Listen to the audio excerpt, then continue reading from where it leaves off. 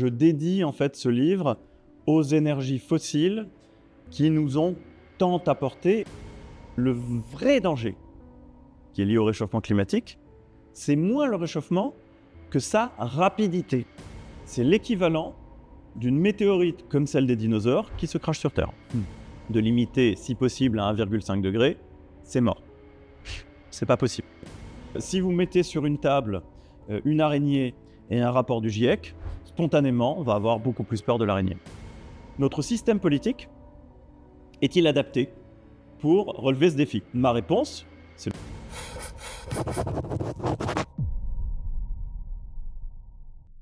Si la géopolitique ne vous intéresse pas, la géopolitique, elle, s'intéresse à vous. Et qui mieux que mon invité de ce jour pour nous y intéresser, car il est conseiller au Sénat et s'occupe de la prospective. Il est ou il a été également professeur à Sciences Po, auteur et acteur de théâtre, essayiste.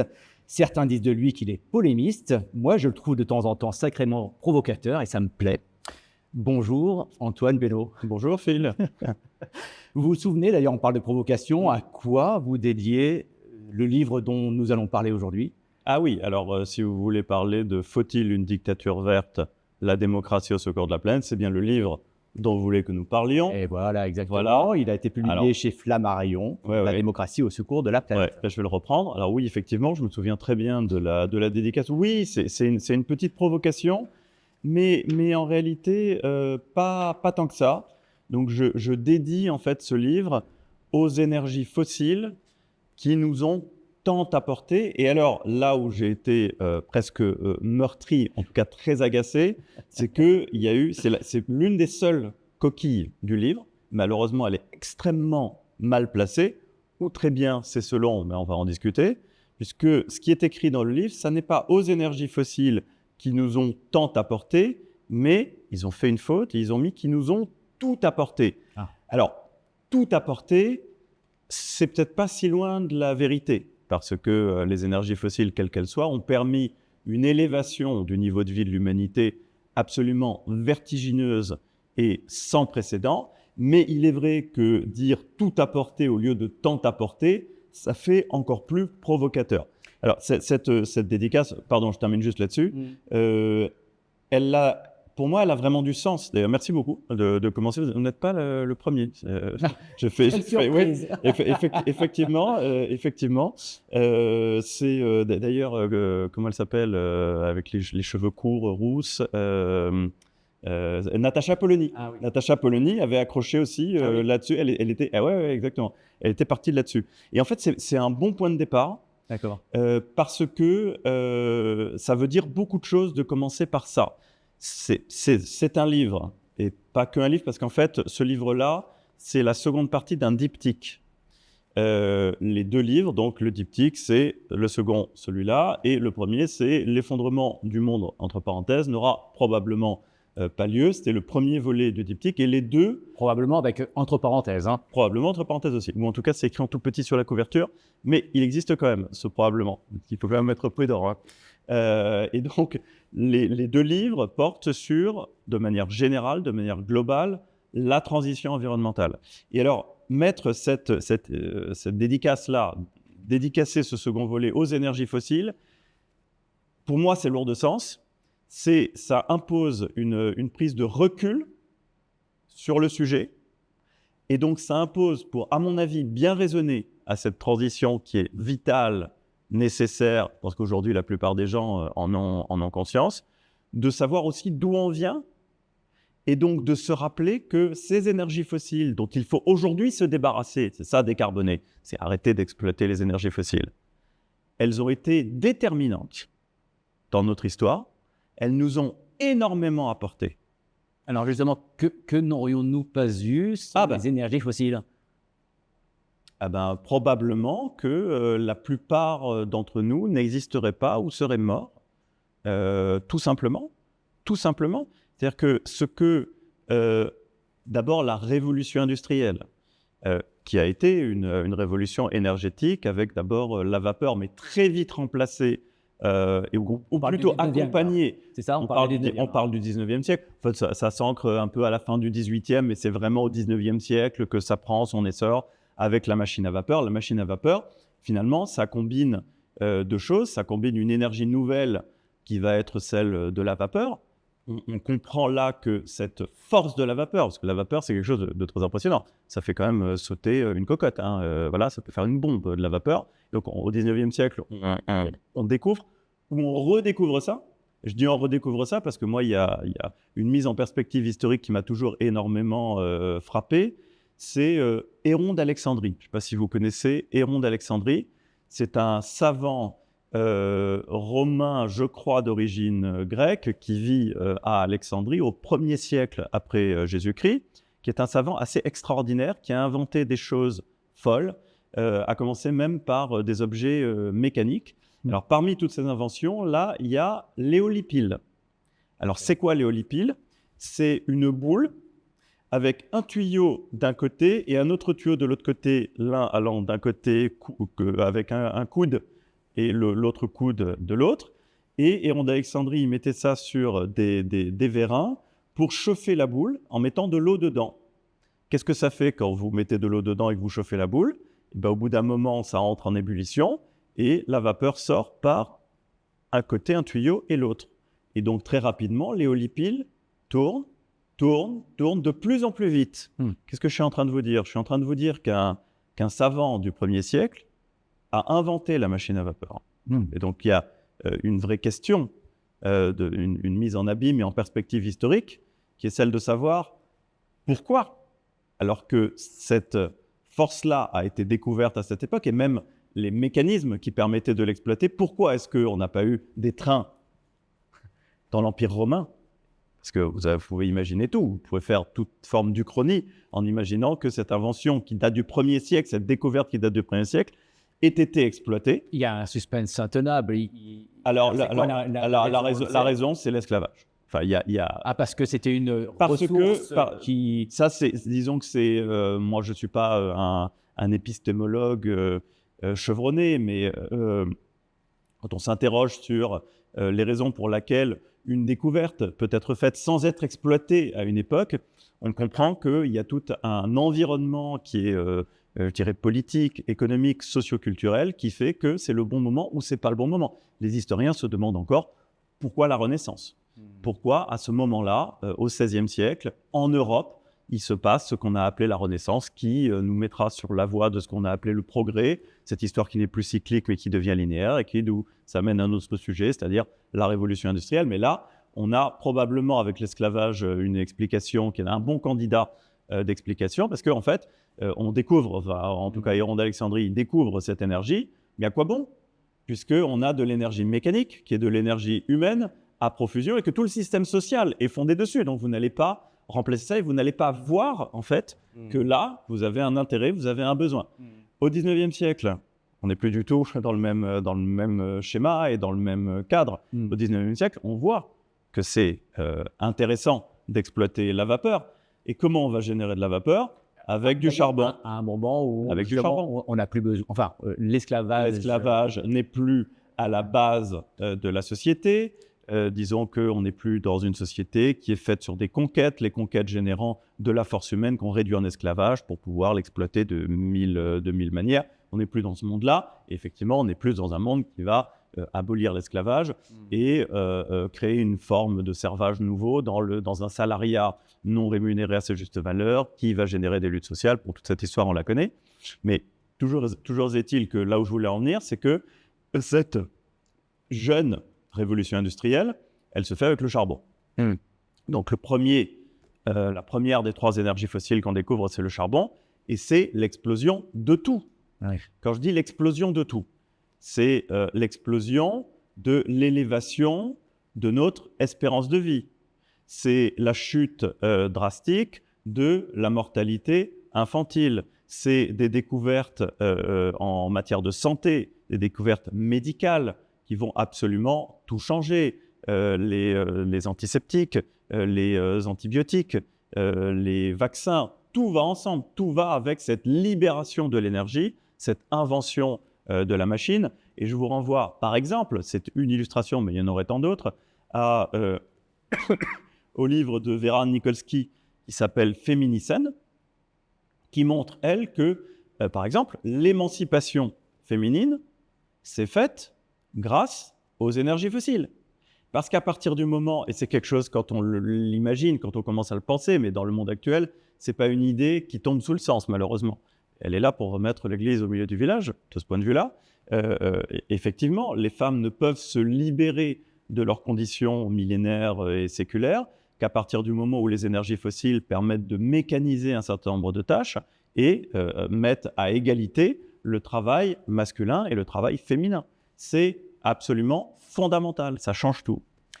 Et donc, c'est ça qui est intéressant, c'est que vous expliquez que ces énergies fossiles-là, elles ont un impact énorme sur la vie de tout le monde, sur notre pouvoir d'achat, mais aussi, dont vous parliez, sur l'émancipation des femmes, par exemple.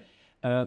Et en même temps, le paradoxe que vous soulignez, ouais. la démocratie, et le paradoxe que vous soulignez, c'est qu'en même temps, il nous faut passer dans un mode de transition écologique avec moins ou plus d'énergie fossile. C'est bien ça. En fait, ce que je veux dire, c'est que exploiter le charbon, le gaz et le pétrole, c'était sans doute la chose la plus évidente et la plus rationnelle qu'on avait à faire. D'accord. Pourquoi ? Parce que c'est des énergies incroyables. Mais cette action reste valable finalement. Alors, c'est aussi très rationnel. C'est un vrai problème. C'est un vrai problème. C'est un vrai problème parce que justement, voilà, on entre là dans le sujet, c'est-à-dire dans la complexité et dans la contradiction des injonctions auxquelles on doit se soumettre et répondre. On a du mal, quand on n'est pas trop dans ce secteur-là, à comprendre que 1 litre de pétrole, c'est une concentration d'énergie comme il est très compliqué d'en générer autrement, notamment avec de l'électricité. C'est beaucoup moins puissant qu'1 litre de pétrole. Par ailleurs, le pétrole, surtout au début, c'était donné, quoi. C'était hyper facile. Il suffit à une époque, certains endroits, il suffisait de mettre un coup de pioche, ça jaillissait. On parle vraiment des premiers filons, etc. Ouais. Je veux dire, c'est pas très compliqué à avoir. Ouais. Et en plus, et ça c'est un graal de l'énergie, c'est hyper facilement stockable. En fait, des barils. Ouais. Des barils d'électricité, c'est pas possible. On a un problème de stockage avec l'électricité. Bien sûr. Et c'est hyper facilement transportable. Ouais. Donc, trouver une source d'énergie. On doit comprendre qu'en fait, le monde entier dépend de l'énergie. C'est-à-dire, moins on est d'énergie, moins on peut faire de choses. Ouais. À la base de toute action, il faut de l'énergie. Plus on veut faire de choses, plus il faut d'énergie. Et on découvre ces extraordinaires concentrations d'énergie dans le charbon, le gaz et le pétrole. Alors, l'autre côté un peu provocateur, c'est bien sûr ce titre, faut-il une dictature verte ? Vous suggérez peut-être, mais il y a peut-être différentes explications à ce titre, c'est qu'on s'y dirige volontairement ou involontairement, ou bien parce que vous la souhaitez. Alors voilà, c'est pas tout à fait ça. Alors, expliquez. C'est pas tout à fait ça. Alors, je vais revenir quand même à l'architecture du diptyque. Dans le la première partie, ou le premier livre, ils peuvent se lire de manière complètement indépendante, je préfère le préciser. Le premier livre, c'est sur l'effondrement, c'est-à-dire les théories du collapse. L'idée que, pour des raisons environnementales, pas que d'ailleurs, mais principalement environnementales, notre société, c'est-à-dire le monde thermo-industriel, c'est-à-dire le monde industriel, on va dire de manière plus simple, qui est né justement de cette révolution industrielle, n'est pas durable. Et qu'il est né, on vient de le dire, à la fin du XVIIIe et au début du XIXe siècle. Et donc, à un moment donné, la nature, mère nature, la planète, va nous imposer de refermer cette parenthèse. Et ça, c'est l'effondrement. Alors, pourquoi c'est l'effondrement ? Parce que nous sommes des milliards à vivre sous perfusion d'un système industriel qui nous nourrit, qui nous chauffe, qui nous soigne, etc. Et si vous pensez que pour des raisons géophysiques, c'est-à-dire des raisons fondamentales, la planète ne peut plus nous permettre, au bout d'un moment, de maintenir notre industrie, ça veut dire que nous sommes des milliards à devoir mourir et donc revenir à des étiages de population qui étaient celles de l'humanité traditionnellement avant cette révolution industrielle. Donc la première question à laquelle j'ai essayé de répondre dans l'effondrement du monde n'aura probablement pas lieu, c'est tout simplement, est-ce qu'on est foutu ? Voilà. Est-ce que pour des raisons environnementales, on peut dire qu'on est foutu ? Et ça n'est pas du collapso-bashing, c'est-à-dire que j'essaye toujours Parce qu'en fait, les questions auxquelles j'essaie de répondre, c'est des questions que je me pose à moi. Voilà. Et les livres que j'écris, c'est des livres que je cherche, moi. Alors justement, j'ai une question par rapport à ça et, Ouais. et je vous interromps.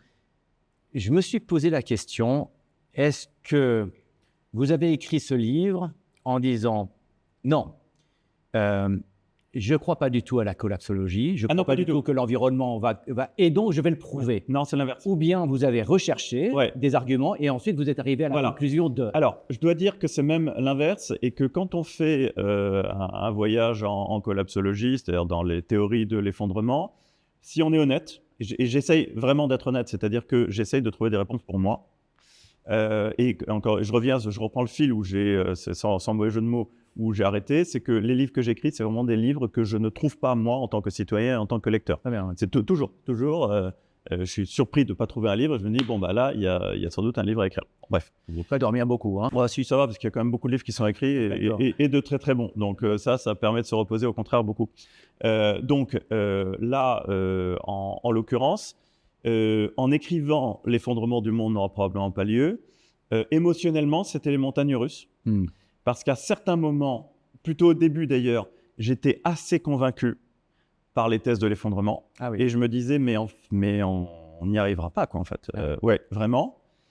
Et ensuite, chemin faisant, disons, en zoomant et en me penchant sur les détails, je me suis énormément rassuré.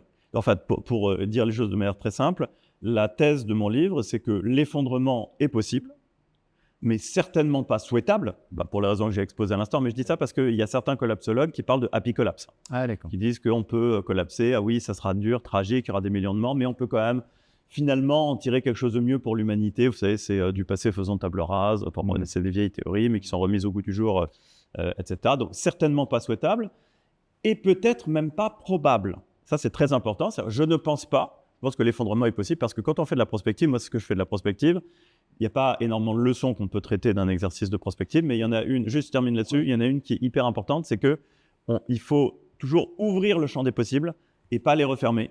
Et donc, je pense que quelqu'un qui dirait non, c'est impossible, l'effondrement, ça ne peut pas se produire, etc., c'est vraiment pas quelqu'un de net en prospective, parce que le vu du passé, le réel nous surprend toujours, quoi. Prospective, d'ailleurs, je ne sais même pas ce que ça veut dire. Est-ce que c'est un intello qui tire les cartes?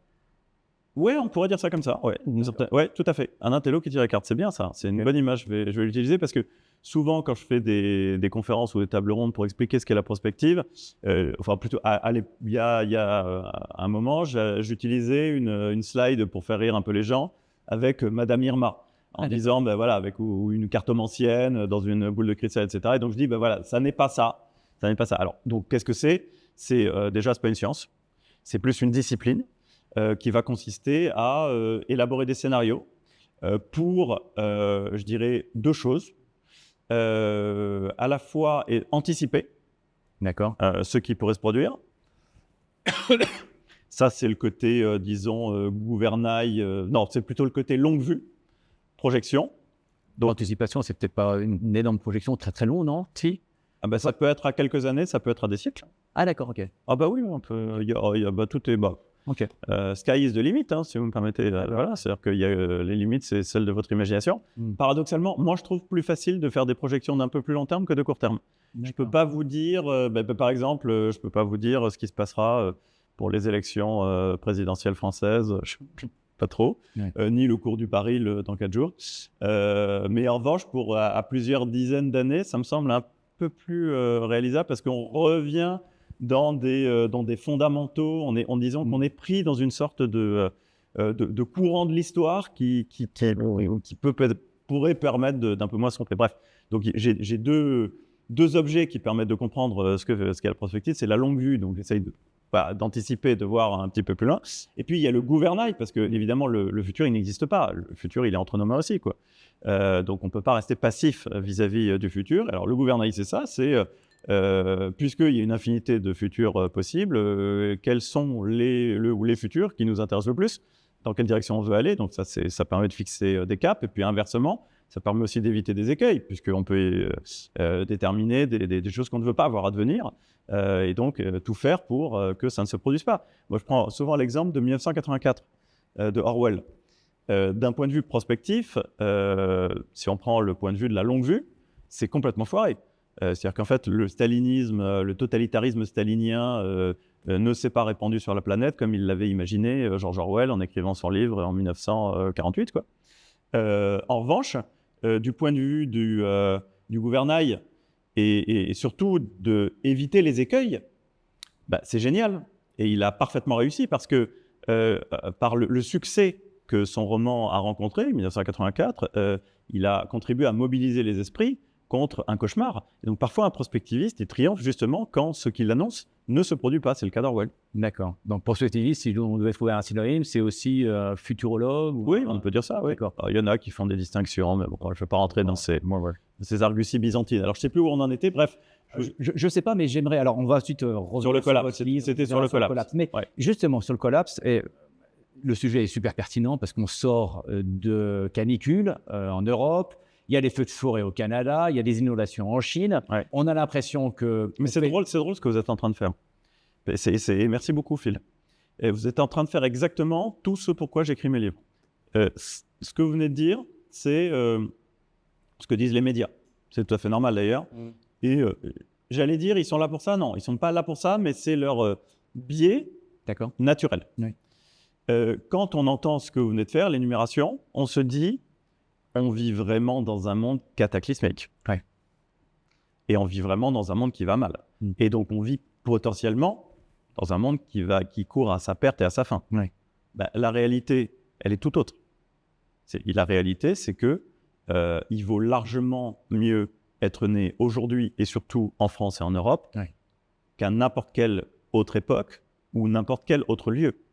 Le monde, il va extrêmement bien. En fait, alors, non.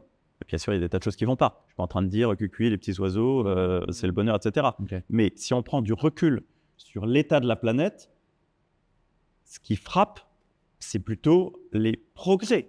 Le progrès est considérable et le progrès continue. Et même en matière environnementale aussi, il y a du progrès. Attention, il faut mettre d'énormes warnings là. Je suis un écolo convaincu. J'ai un seul parti, c'est celui de la planète. Je n'arrête pas de dire que le réchauffement climatique est une catastrophe et que si on n'agit pas, heureusement on est en train d'agir, mais si on n'agit pas à la mesure du problème, on est foutu pour le coup. Voilà. Quand l'effondrement est possible, c'est ça. Pour moi, l'effondrement est possible si le réchauffement climatique s'emballe. Voilà. Et du coup, je retombe sur mes petites pattes de chat. Ce que je voulais dire dans ce livre-là, c'est que l'effondrement est possible, certainement pas souhaitable, et probablement, et sans doute pas probable. Puisque, il fallait le démontrer ça, puisque l'effondrement n'est pas probable et qu'on peut s'en sortir, comment on s'en sort? Alors, je dis déjà, je lance déjà des pistes dans le premier livre, mais celui-là, Faut-il une dictature verte, la démocratie au secours de la planète, c'est vraiment centré sur le comment on s'en sort. Alors, on va en discuter, mais avant de rentrer dans peut-être des choses peut-être parfois plus théoriques, j'ai une question. Moi, quand je viens sur Paris, parce que j'arrive d'Allemagne, je prends le taxi souvent et je discute toujours avec les chauffeurs et je discute de géopolitique avec eux. Et j'ai discuté avec Hassen en lui disant que j'allais vous rencontrer et il m'a posé cette question. Il m'a dit, voilà, cette question que j'aimerais bien avoir la réponse. Pourquoi le climat a changé d'un coup? C'est sa question. C'est très simple. Parce que depuis la révolution industrielle, sans le vouloir, on a fait de la planète un laboratoire. On mène une expérience de géo-ingénierie, c'est-à-dire la géo-ingénierie, c'est comment on change les fondamentaux de la planète. Voilà. On a fait de la géo-ingénierie sans le savoir. Sans le vouloir. Voilà. Sans le savoir. Parce que c'était extrêmement pratique et formidable de brûler du charbon, du gaz et du pétrole. On a libéré des gigatonnes, des milliards de tonnes de carbone dans l'atmosphère. C'était un carbone qui ne se trouvait pas dans l'atmosphère, qui se trouvait piégé sous forme inerte, donc qui ne bougeait pas, dans le gaz, dans le pétrole, dans le charbon, et que nous avons libéré dans l'atmosphère. Et en faisant ça, on n'a pas fait exprès, évidemment, Et d'ailleurs, l'idée qu'il puisse y avoir un réchauffement climatique date des années 30, figurez-vous. C'est un savant suédois. Ça, c'est vrai que... je crois que c'est Aretus, à vérifier. Et là, on arrive à une idée, moi, qui me donne le vertige. C'est que, donc sans le vouloir et parce que c'était commode, on a fabriqué une planète inconnue. Je m'explique. La dernière fois qu'il y a eu de telles concentrations de carbone dans l'atmosphère, ça a existé sur Terre. Et il y a même eu bien plus.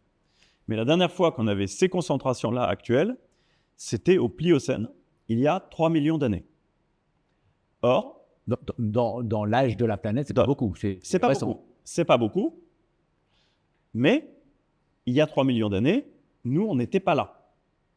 Notre espèce sapiens, elle a 300 000 ans.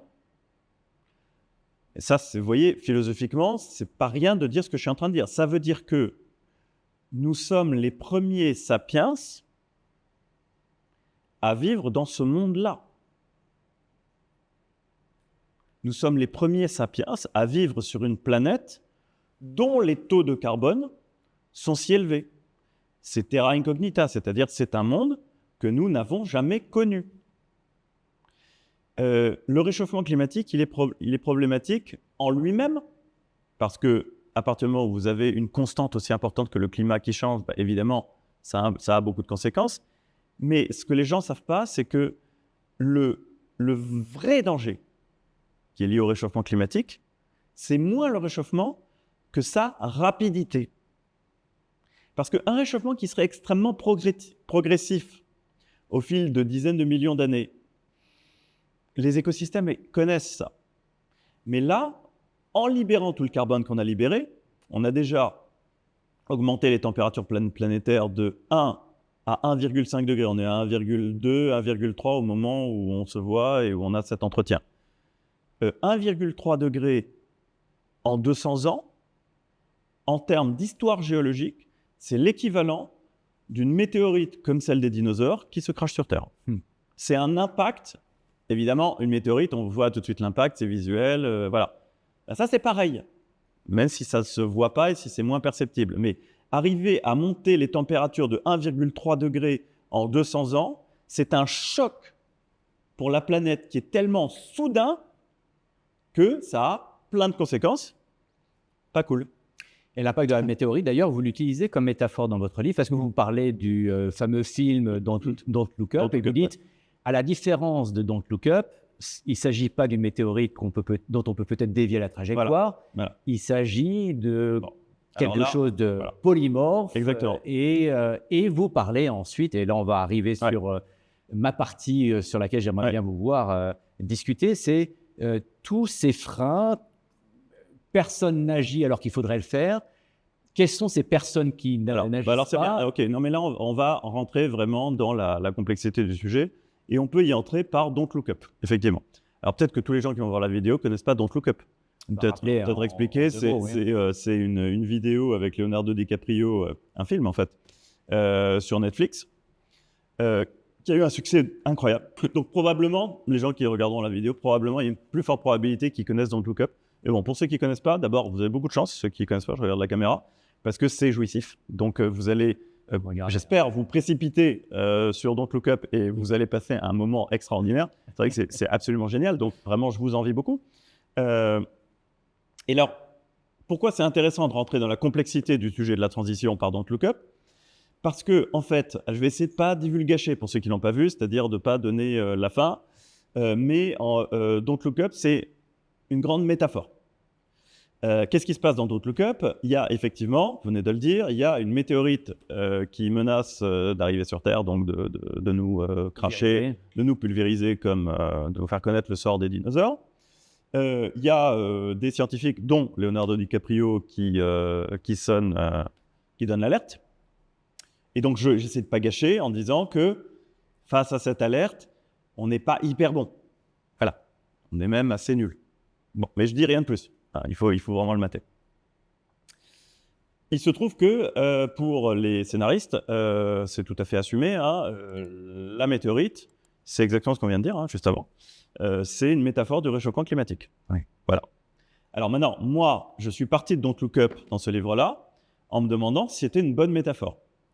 Et j'ai plutôt tendance à dire que non, c'est même une métaphore toute pourrie. Pourquoi ? Le sous-titre de Don't Look Up, c'est déni climatique.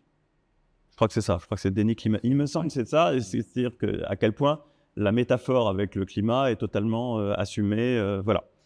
Alors, il y a une énorme différence entre le risque d'une météorite et le risque auquel on est confronté du réchauffement climatique. Effectivement, face à la météorite, le problème, c'est le déni. Non, elle n'est pas là, elle n'arrive pas, voilà. Mais à partir du moment où vous acceptez qu'effectivement il y a une météorite, vous avez un bouton. Vous pouvez appuyer sur un bouton. Je vais vous donner un exemple très comparable. C'est ce qui s'est passé avec la couche d'ozone. Dans les années 80, début des années 80, on s'est aperçu que la couche d'ozone qui protège la vie sur Terre de certains rayons du soleil, que cette couche d'ozone était en train, qu'il y avait un gros trou au-dessus des pôles. Et on a vite découvert que, comme souvent à notre époque, nous en sommes la cause. C'est les CFC, c'est-à-dire certaines molécules qui étaient utilisées dans l'industrie, notamment pour la réfrigération, mais pas uniquement, pour les sprays aussi, qui détruisaient, une fois qu'elles étaient libérées dans l'atmosphère, détruisaient la couche d'ozone. En 1987, on a réagi. Tout de suite. On a signé un protocole de Montréal pour arrêter l'exploitation aérobie des CFC. C'est remarquable. Et aujourd'hui, le trou de la couche d'ozone est en train de se refermer. Ça prend du temps, évidemment. On se doute bien, c'est pas comme un trou dans une chaussette. Donc ça prend du temps. Mais, vous voyez, là, on est dans la météorite arrive. On peut appuyer sur un bouton pour envoyer des bombes atomiques et la dévier, faire quelque chose. La couche d'ozone est menacée.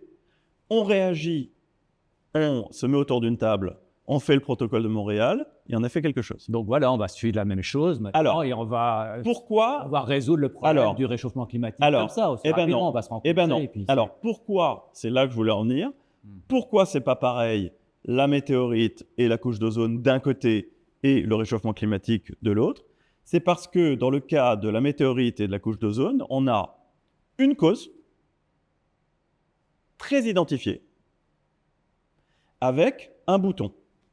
En l'occurrence pour l'ozone, une molécule, très peu, une ou deux ou trois molécules, je ne suis pas un spécialiste, enfin très peu, pour des applications industrielles très ciblées, avec un producteur hégémonique de cette molécule, et ça ne bouleversait pas l'économie mondiale. D'accord. Donc en fait, tous les feux étaient ouverts pour qu'on puisse assez facilement agir. J'ai l'impression que vous allez me dire que c'est un peu différent aujourd'hui, c'est ça ? Le réchauffement climatique, les gaz à effet de serre qu'on émet, c'est-à-dire principalement le carbone, mais pas uniquement, le méthane aussi, ça n'a rien à voir. C'est pas qu'une seule molécule. Bah si, c'est qu'une seule molécule, sauf que c'est émis par toute l'économie. Ah. Il n'y a pas de bouton magique face aux émissions de carbone. Ça n'est pas le même paradigme. C'est pour ça que je suis parti de Don't Look Up. Parce que, évidemment, la comparaison est magnifique et le film est génial et c'est hyper drôle. En fait, elle ne fonctionne pas. Autrement dit, il ne suffit pas de vaincre le déni en matière climatique. Et d'ailleurs, nous ne sommes plus dans le déni. Oui, il y en a. Évidemment, il y a des climato-sceptiques qu'il faut combattre comme on peut. Évidemment, il y a des gens qui ne savent pas, ou pas encore. Mais les dirigeants de grandes entreprises ou d'États, ils savent.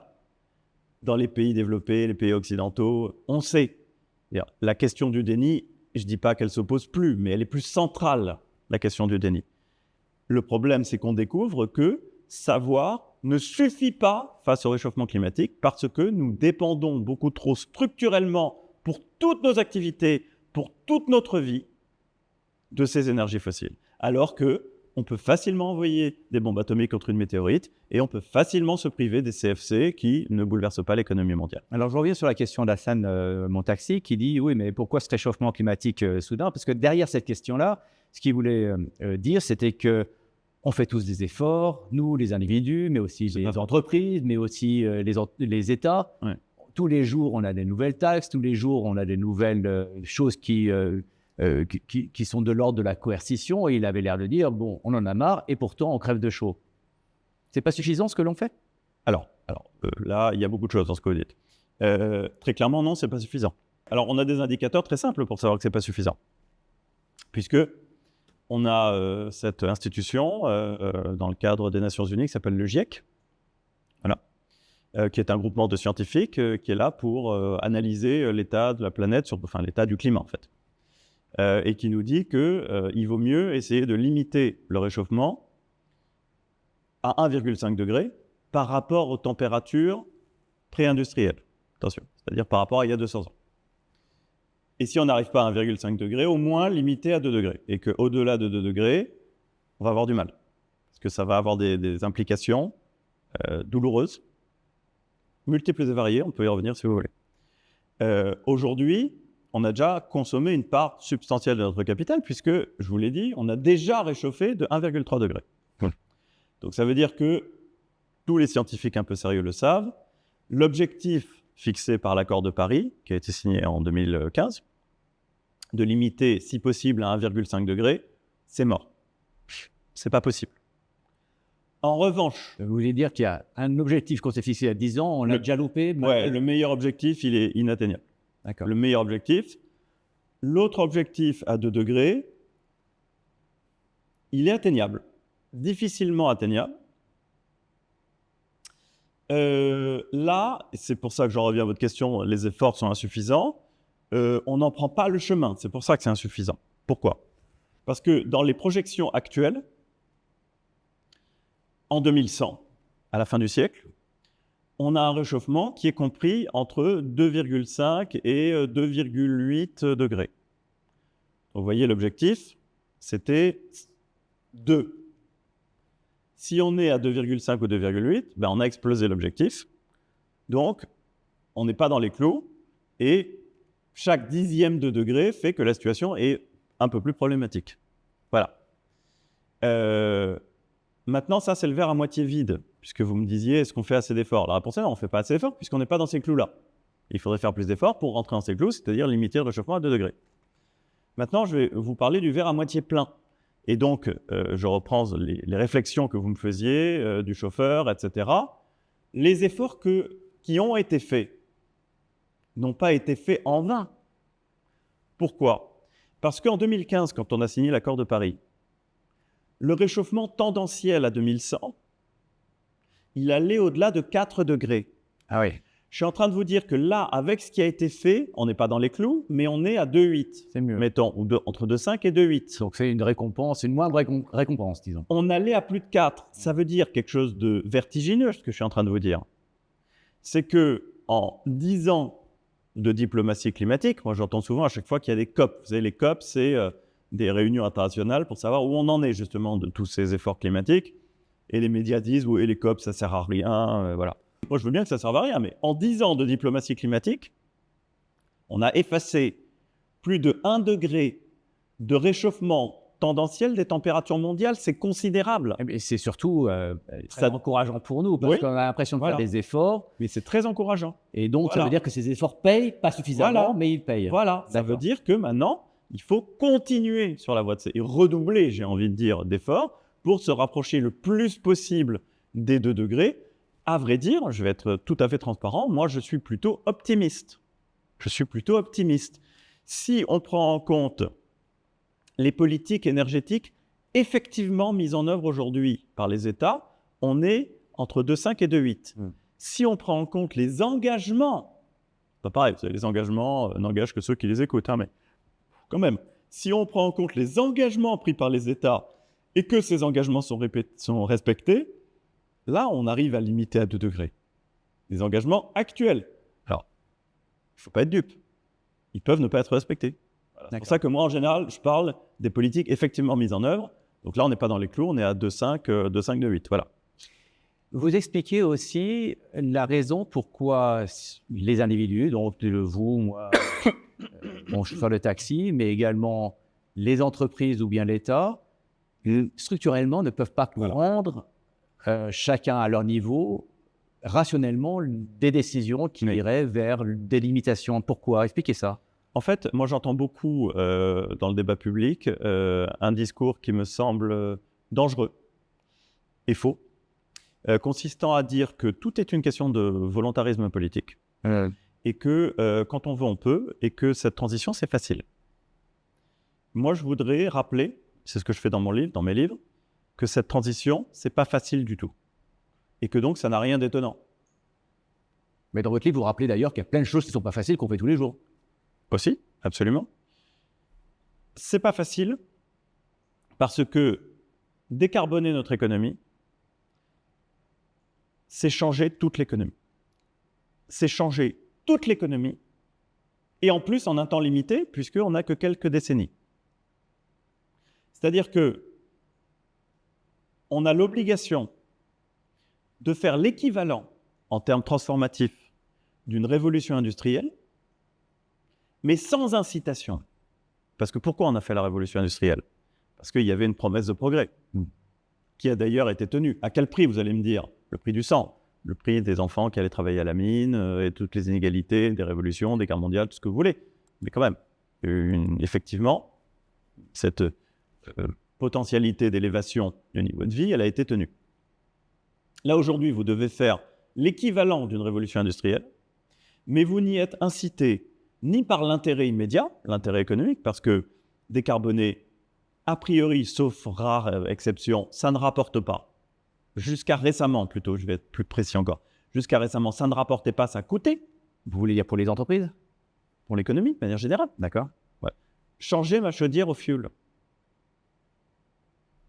C'est peut-être pas un très bon exemple, parce que peut-être que l'électricité coûte moins cher que le fioul, et donc au bout d'un moment, ça va finir par me rapporter. Mais en temps zéro, au moment où je change, Ça coûte. ça me coûte. Ouais. Changer ma voiture, ça me coûte. L'agriculteur qui tire la langue, qui a du mal à joindre les deux bouts, quand il doit se passer des pesticides, changer ses habitudes, ses machines, etc., c'est insupportable. Ça lui coûte. Les entreprises, c'est pareil. Donc, il n'y a pas l'appât du gain pour cette révolution. On nous demande de faire quelque chose de monumental, mais derrière, il n'y a pas l'appât du gain, cette incitation économique. Idem pour les individus, parce que vous avez oublié de dire ça, mais pour nous, Je vais y revenir. Oui. On ne peut pas manger notre steak comme on le voudrait, ou bien... c'est que des sacrifices. C'est que des sacrifices. Ou on ne pourrait pas forcément continuer d'acheter de nouvelles robes ou de nouvelles baskets chaque semaine. Pas d'incitation positive, c'est l'appât du gain, et pas d'incitation négative non plus, puisqu'on n'a pas la peur. La peur, c'est un moteur de mobilisation collective qui est considérable. On l'a tous les jours quand même, c'est ce que je rappelais au départ. On vient d'avoir la canicule et... Non, justement. Quand les Allemands sont aux portes de Paris, la peur, elle est là. Donc il y a la levée en masse et on peut se mobiliser, et il peut y avoir un sursaut collectif national. Au port de Paris, c'était plutôt la débandade. Hein. Bon, j'étais plutôt sur la Première Guerre mondiale. Quand vous avez une pandémie, tout le monde marche. On a peur. On a peur pour la santé, etc. Je vais prendre une image de Pablo Servigne, qui est un champion du collapse, mais que j'apprécie beaucoup, et il faut aussi apprécier ceux avec lesquels on n'est pas d'accord, et qui donne une image qui je trouve absolument géniale, qui dit si vous mettez sur une table une araignée et un rapport du GIEC, spontanément, on va avoir beaucoup plus peur de l'araignée. Voilà. Je vais le redire de manière plus journalistique. Les gens, ils ont beaucoup plus peur, ce qui se comprend parfaitement, les gens, les entreprises, tout le monde, de la fin du mois ou de la fin de l'année pour leur bilan, que d'une hypothétique fin du monde qui est abstraite, même en période de canicule. Voilà. Le problème de cette transition, c'est que vous devez faire l'équivalent d'une révolution industrielle en un temps record, sans y être incité ni par l'appât du gain, ni par l'intérêt économique, ni par la peur. Et donc, on a un énorme problème d'incitation. Et donc, moi, ma question, c'est celle qui est presque au centre de mon boulot, c'est finalement, je comprends toutes les raisons pour lesquelles on n'est pas dans les clous, pour lesquelles on ne fait pas ce qu'il faut. Ce qui m'étonne, c'est que malgré tout ça, et c'est ça que j'ai essayé d'étudier, on ait quand même réussi à faire quelque chose. D'accord. Et que ce soit en place, ce soit en marche, même s'il faut redoubler d'efforts, que ce soit possible. Oui. Et c'est ça, moi, qui m'émerveille. Je suis parti de pourquoi on fait rien, et j'arrive à la question inverse, c'est quand même pourquoi, puisque je vois tous ces verrous-là, comment ça se fait qu'on ait quand même fait quelque chose? Alors, je voudrais vous faire réagir sur un extrait d'une interview que j'ai réalisée il y a un mois au Parlement européen avec une eurodéputée. On se reprend ensuite et vous me dites ce que vous en pensez. Alors écologique, c'est justement le mot sur lequel je voulais vous amener. Je me suis amusé avec une intelligence artificielle à étudier vos 10 dernières vidéos qu'on trouve sur YouTube et regarder les mots que vous utilisez. Le mot sobriété que vous utilisez assez souvent dans votre livre, il n'apparaît pas une seule fois. Alors, qu'est-ce que ça veut dire? Est-ce que ça veut dire qu'on s'exprime différemment à l'oral qu'à l'écrit, sans doute. Alors peut-être, ou alors tout simplement parce que le projet écologique n'est plus à la mode, ou bien il n'y a plus de nécessité de faire une transformation écologique comme on la voyait en 2022? Non, je ne crois pas du tout. L'écologie est plus que jamais nécessaire et on est dans un moment qui est terrible parce que le réchauffement climatique s'accélère, les pollutions généralisées s'étendent, et paradoxalement, le climato-scepticisme aussi augmente. Et ça, en fait, c'est le vieux monde qui se défend, c'est les grandes industries qui n'ont pas intérêt à la transition écologique, qui investissent dans la désinformation. Le discours ambiant, convenu, c'est de dire que les forces opposées à la transition sont responsables de notre inaction. Évidemment, ce discours n'est pas faux. Évidemment qu'il y a des forces considérables qui s'opposent parce que ce n'est pas leur intérêt. Ou c'est une question d'intérêt. Bon. Maintenant, ce que moi j'essaye de montrer, c'est qu'il y a une véritable complexité du sujet. Et je pense que c'est important de voir la complexité parce qu'une fois qu'on l'a embrassée, cette complexité, on trouve les moyens d'y faire face. La complexité du sujet, c'est que cette transition est tellement techniquement difficile à mener que tous les discours de maintien du statu quo trouvent prise très aisément. C'est-à-dire que la question, c'est qu'il faut se demander comment un Trump et comment Total et tous ces gens, ils arrivent si facilement à imposer un narratif, une désinformation anti-climat. C'est parce que ça nous arrange, je veux dire, au sens collectif du terme. Par exemple, dans mon livre, ça peut être un bon fil de partir de ça, je pars des différents boucs émissaires dont la désignation ne nous aide pas beaucoup à avancer. Donc il y a, parmi ces boucs émissaires, il y a le multinational. Total, par exemple, multinational. Alors, c'est pas pour ça que Total n'a pas de responsabilité. Il y a une responsabilité énorme et j'ai l'absolue conviction que, de la même manière que les fabricants de tabac ont fait l'objet de grands procès et ont été condamnés, Total et Exxon et tous ces gens-là seront condamnés pour leur action néfaste et nocive sur le climat. Je suis absolument persuadé, et j'attends ça avec impatience d'ailleurs plutôt, comme tout le monde. Mais si vous prenez Total, ben, est-ce que Total est complètement responsable de ces actions d'exploitation de ce qu'on appelle les bombes climatiques, c'est-à-dire des gisements de pétrole qui ne devraient pas l'être? Bon. Ben, alors oui, Total peut décider de ne pas prendre des marchés. Si Total ne prend pas des marchés, qu'est-ce qui se passe? C'est Chevron qui le prend. C'est Chevron qui le prend. C'est-à-dire que, voilà. Donc, déjà, on va élargir un peu la focale. On va dire que ce n'est pas Total, c'est le secteur. Bon. Le secteur, maintenant, on va élargir encore un peu plus la focale. Pourquoi est-ce que le secteur exploite ces gisements? Mais parce qu'ils y sont sollicités par des États qui veulent se développer ou s'enrichir personnellement quand ce sont des États corrompus. Bon, donc, il faut élargir. C'est le secteur et puis tous les gouvernants, les dirigeants, les États, les populations qui vont vouloir... voilà. Si ces projets-là peuvent se réaliser, c'est aussi parce qu'il y a des financeurs. Vous avez des banques, vous avez des fonds de pension qui viennent mettre au pot, sinon les projets ne se réalisent pas. Donc, vous voyez comme on commence à élargir la focale. On est parti de Total, puis on a les équivalents, les pairs de Total, tous les énergéticiens, et puis on a les commanditaires de ces projets, puis on a les financeurs de ces projets, et puis tout ce pétrole qu'on extrait, il arrive bien quelque part. Oui. Enfin, il arrive dans notre voiture. Voilà. Ce que je veux dire, c'est que quand on tire le fil de tout ce qu'il ne faut pas faire, à un moment donné, on y est nous. Et c'est là qu'on entre dans la complexité du sujet. Et c'est là qu'on entre, cette complexité, c'est ce que j'appelle les verrous systémiques. Les verrous systémiques, c'est toutes les raisons pour lesquelles on y va en traînant des pieds. Et quand je dis on y va, et là je reprends ce que vous avez dit tout à l'heure, c'est on, vous savez, pronom de canaille, qui c'est on? Un, individu. On, entreprise. On, État. Prenez les États. Évidemment qu'il y a une injonction contradictoire entre d'un côté l'emploi, la croissance, le développement, et de l'autre côté le climat, la planète.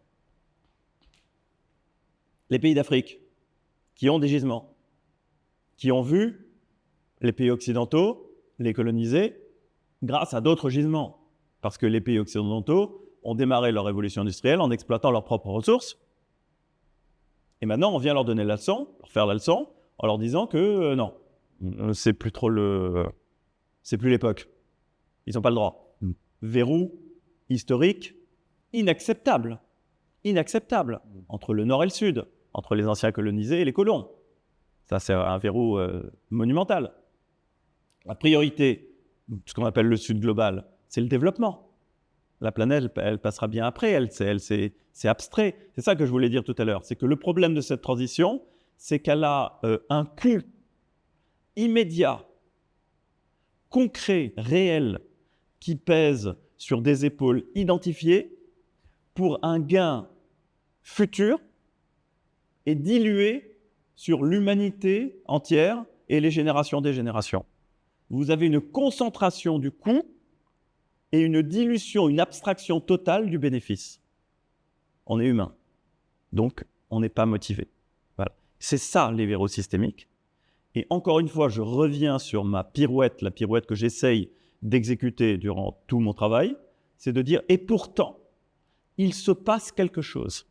Je vous ai donné un élément tout à l'heure de « il se passe quelque chose ». Je vous ai dit, il y a 10 ans seulement, la tendance de réchauffement à la fin du siècle, c'était 1,5 degré de plus qu'aujourd'hui. Donc, il se passe quelque chose. La Chine, elle a 5 ans d'avance sur son programme de décarbonation. Le pic d'émissions par personne à l'échelle mondiale serait déjà aujourd'hui dépassé. Le pic par personne. Ça ne veut pas dire que c'est le pic total d'exploitation des énergies fossiles, puisque nous sommes de plus en plus nombreux. Mais par personne, le pic est déjà dépassé et ce pic préfigure le pic de consommation des fossiles. L'Agence internationale de l'énergie, pour la première fois de son histoire, ça c'est historique et malheureusement ça n'a pas fait les gros titres des journaux, en 2022, dans son rapport sur l'état de l'énergie mondiale, a vu pour la première fois un pic de demande des 3 énergies fossiles. Pic de demande du charbon, là, au milieu des années 2020. À la fin des années 2020, pic de demande du gaz. Et pour le pétrole, au milieu des années 2030. Ça ne s'était jamais produit. Encore une fois, je ne suis pas en train de vous dire que tout va bien, puisque, encore une fois, on n'est pas encore dans les clous. Mais je suis en train de vous dire, il se passe quelque chose. Et l'étape d'après, quand vous constatez qu'il se passe quelque chose, c'est de dire, il se passe quoi? Et ce quoi, on peut l'expliquer, et à partir du moment où on l'explique, on peut peut-être le démultiplier. Alors, on revient sur le titre de votre livre où vous dites « La démocratie au secours de la planète ». Et on va regarder un extrait maintenant de Jacques Attali. Le problème de la démocratie, c'est quand même qu'on a des mandats qui sont courts, alors que là, vous parlez de cycles longs. Vous allez me dire ce que vous en pensez, Oui. On se reprend après. Il est absurde de vouloir gouverner en ayant le nez sur le guidon et en regardant ce qui se passe demain. Il est insuffisant de le faire en regardant à 5 ans, parce que les enjeux sont beaucoup plus longs que 5 ans. Et il faut regarder un peu plus encore. 15 ans, c'est le minimum. Si vous conduisez une voiture de nuit, sans les phares, vous êtes sûr de mourir ou de tomber dans le ravin. Si vous mettez les petits phares, 5 ans, vous ne pouvez pas rouler vite. Et si vous voulez vraiment rouler vite, faire des choses importantes, il faut avoir une vision plus longue. Alors on peut se tromper, les phares peuvent être trompeurs à cette distance, mais au moins, on est sûr que c'est mieux de les avoir que de ne pas les avoir. Oui, alors je ne vais pas avoir grand-chose à dire sur le fait que la transition est un combat de longue haleine, hein. Ça c'est sûr, ça s'inscrit. Alors la question qu'on pose, c'est est-ce que les démocraties ont le bon format pour traiter de ces problèmes-là qui demandent du temps long? Alors, je vais faire un focus, puis après je vais répondre précisément à votre question sur ce qu'on appelle les verrous systémiques. Les verrous systémiques, c'est tous les blocages qui émaillent la transition d'un bout à l'autre du chemin. Les verrous systémiques à l'échelle individuelle, je les résume en 3 points. À l'échelle individuelle, pour réduire ses émissions carbone, il faut avoir de la vertu. Parce que moi, par exemple, je parle de transition à tout bout de champ, mais j'arrive pas à m'empêcher d'acheter un billet d'avion pour aller faire un beau voyage avec mes filles. J'ai pas cette vertu-là. Je l'aurais si le billet d'avion était beaucoup plus cher. Et en fait, si j'avais pas les moyens, je préférerais ne pas avoir les moyens. Donc, j'admire ceux qui ont vraiment cette vertu, mais rien dans le monde ne se fait sur la vertu. Et on peut pas, si on avait compté sur la vertu au 19e siècle, les enfants seraient toujours dans les mines. C'est pas la vertu c'est la lutte et les règles qui changent les comportements, mais c'est pas la vertu. Donc, il faut de la vertu. 2, il faut du temps. Parce que quand même, notre monde, il est fondé sur le plastique, il est fondé sur le carbone, il est fondé sur toutes ces choses-là. Donc, il faut du temps pour arriver. La plupart des gens, ils n'ont pas ce temps-là. Ils ont quand même un train de vie, ils sont très pris, ils ont leur boulot, leur famille, etc. Ils n'ont pas le temps de se pencher pour savoir comment réduire mon empreinte environnementale, quoi. Bon. Et puis, il faut de l'argent. Parce que souvent, les alternatives, elles sont plus chères. Voilà. Ça, c'est des verrous systémiques à l'échelle de l'individu qui sont énormes. À l'échelle de l'entreprise, vous êtes en concurrence sur des marchés. Donc, qu'est-ce qui est prioritaire pour vous? Voilà. Vous avez maximiser son profit. Exactement. Donc, vous avez une injonction souvent contradictoire entre votre empreinte carbone, minimiser votre empreinte carbone et maximiser votre profit. J'ai parlé tout à l'heure des États, injonction contradictoire entre le développement, la croissance, l'emploi d'un côté, de l'autre côté, le climat. Maintenant, je vais répondre précisément à votre question. Non, je vais faire encore un détour. Le verrou systémique global à l'échelle de l'humanité, les verrous systémiques globaux, je veux en dire un mot, ils vont vous sauter aux yeux. Et ça permet de boucler avec ce que je vous disais sur la météorite, don't look up, la couche d'ozone, etc. C'est la différence avec... voilà. La décision, premier verrou, mondial, global, la décision de se décarboner est entre les mains de milliards de personnes, de centaines de millions d'entités diverses et variées, des ONG, des entreprises, etc. et des centaines d'États. Quand vous devez prendre une décision à 3 autour d'une table, c'est évidemment plus facile que quand vous devez coordonner le comportement de milliards de personnes ou millions d'entités ou centaines d'États. Atomisation, ça c'est le premier verrou. Deuxièmement, interdépendance. L'action des uns dépend de l'action des autres. Combien de fois n'avez-vous pas entendu pourquoi nous, on se crève à réduire nos émissions alors que les Chinois, ils en ont rien à fiche et eux, ils font rien. Interdépendance. Donc, messieurs les Anglais, tirez les premiers. Ça, c'est hyper important. Donc, un monde atomisé, d'interdépendance, liberté. Troisième verrou. Tous ces acteurs sont plus ou moins libres d'agir ou de ne pas agir. Donc, on est dans un monde où tout le monde peut contribuer à sa mesure, avec des très gros acteurs et des acteurs plus petits, mais il y en a plein, dont l'action des uns dépend de l'action des autres, et des gens qui sont libres de faire ou de ne pas faire. Court-termisme, pas envie. Ça me pèse, c'est un coût. Et absence d'intérêt, on en a déjà parlé. On a 5 verrous globaux qui font que, encore une fois, moi, dans ces conditions, ça me surprend moins qu'on soit pas dans les clous que de constater qu'on a vachement avancé. Bon, maintenant je viens sur les verrous démocratiques. Notre système politique est-il adapté pour relever ce défi, c'est-à-dire pour mener à bien cette transition? Ma réponse, c'est le cœur de mon livre, c'est non. Alors, de quoi je parle? Je parle de la démocratie représentative. Soyons très clair, je ne dis pas que la démocratie représentative, c'est nul. Je ne suis pas du tout en train de dire ça. Ce que vous voulez dire par démocratie représentative, c'est quand on est représenté, nous, le peuple, par C'est la des élus, démocratie moderne. des députés. C'est la démocratie moderne parce que on oppose traditionnellement démocratie directe et démocratie représentative. Dans la démocratie directe, qui était celle d'Athènes, les citoyens prennent directement les décisions. Il n'y a pas d'élus. Et chacun. Oui, c'est ça. Oui. Il n'y a pas d'élus et donc il n'y a pas de vote. Voilà, et il n'y a pas donc de représentants qui décident au nom d'eux, au nom du peuple.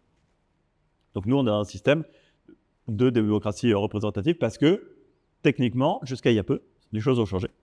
On ne pouvait pas réunir, par exemple, tous les Français sur la place de la Concorde pour leur demander de légiférer. Voilà, alors qu'on pouvait réunir tous les Athéniens sur la colline du Pnyx pour légiférer. Bon, alors, cette démocratie représentative, pour moi, c'est le système politique le plus ingénieux de tous les temps. C'est une invention exceptionnelle. C'est formidable. Et ça a permis des choses fabuleuses. Ça permet de la cohésion sociale. Oui. Ça n'a pas de prix, hein. C'est pas rien quand même. C'est un système qui a une telle résilience qu'il assure une certaine cohésion sociale. Maintenant, ce que je dis, c'est que pour ce défi-là, celui de la transition environnementale, c'est pas adapté du tout. Pourquoi ? Parce que, là encore, on va retrouver des verrous systémiques. Premièrement, premier verrou systémique. Moi, je crois que j'en ai 6. La démocratie représentative, c'est une super machine à fabriquer du consensus. Mais comme le dit mon camarade François Gémen, l'environnement n'est pas un consensus. Qu'est-ce que ça veut dire ? Ça veut dire que si vous devez arriver à la neutralité carbone, vous ne pouvez pas transiger en faisant un accord entre la droite et la gauche pour dire non, ben finalement, on va limiter qu'à 50% de nos émissions de carbone. Ça ne fonctionne pas. Avec la nature, ça ne fonctionne pas. Consensus. Deuxièmement, c'est un système qui privilégie les intérêts du corps électoral. Or, les principales victimes, par exemple, du réchauffement climatique, ne votent pas. Les océans, les glaciers, les forêts ne votent pas. Les animaux victimes du réchauffement climatique ne votent pas. Les premières victimes humaines dans toute la bande tropicale, etc., ne votent pas, d'abord votent peu, hein, mais en tout cas ne votent pas sous nos latitudes. Les générations futures, qui hériteraient d'une planète invivable, ne votent pas. Voilà. Mais ceux qui se font de la canicule, votent. Alors, ça fait plusieurs fois que vous revenez sur la canicule.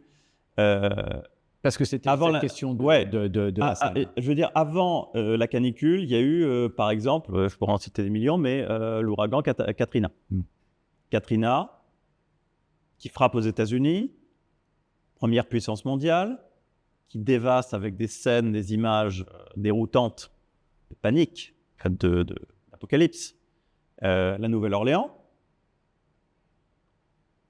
Est-ce que ça a été la prise de conscience, le tournant dans la compréhension américaine du phénomène? Je ne sais pas, hein.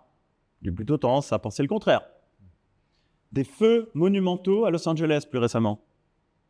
On pense que si le réchauffement continue, la zone de Los Angeles sera inhabitable. Parce que trop sèche. Et donc trop sujette à des feux incontrôlables. Ça veut dire qu'il faudrait évacuer Los Angeles. Voilà. Est-ce que aux États-Unis, ça a été vraiment un pas supplémentaire? Ils ont élu Trump? Je ne crois pas. Aujourd'hui, la canicule, je voudrais le croire. Je voudrais croire, effectivement, que la canicule fasse autre chose que prêcher des convertis. Parce que nous, avant la canicule, moi en tout cas personnellement, je savais que le réchauffement climatique était un problème. Voilà, ce n'est pas la canicule qui me fait changer d'avis. Ce que la canicule apporte, puisque vous voulez qu'on parle de la canicule, c'est notre présence, c'est notre actualité, c'est une prise de conscience quant à l'adaptation. Les politiques climatiques, elles sont comme nous, elles marchent sur deux jambes. D'un côté, il y a l'atténuation, de l'autre côté, il y a l'adaptation.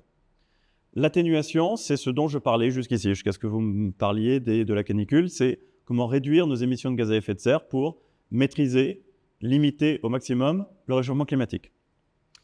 L'adaptation, c'est presque l'inverse, c'est savoir, constater que de toute façon, le réchauffement est là.